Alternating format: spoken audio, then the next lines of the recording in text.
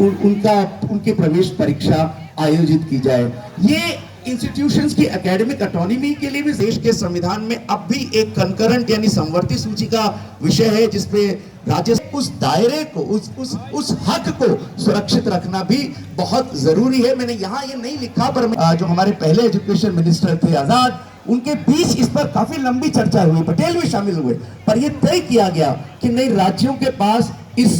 शिक्षा के संदर्भ में कानून बनाने के अधिकार सुनिश्चित रखने चाहिए। तो वो करना बहुत जरूरी होगा और यह भी सुनिश्चित करना होगा कि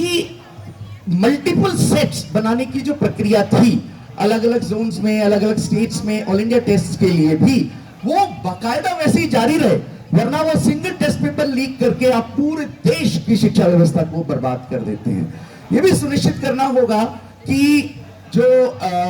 हम जिस तरीके से हर चीज को डिजिटाइज करते जा रहे हैं, मैं डिजिटाइजेशन के खिलाफ नहीं हूं, लेकिन हर तरह की परीक्षा की व्यवस्था अगर आप अब ये ऑनलाइन मोड में ही करेंगे तो उसके एक तरह के दुष्परिणाम तो आपने अभी 12वीं क्लास के रिजल्ट्स में देख ही लिए हैं, पर इससे भी ज्यादा बड़े परिणाम हो रहे हैं, दुष्परिणाम हो रहे हैं, क्योंकि ये जो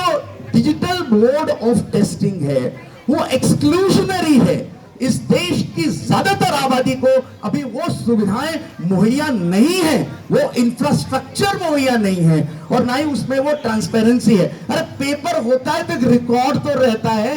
यहां तो एक डिलीट बटन दबा के सबूत भी डिलीट कर दिए जाते हैं।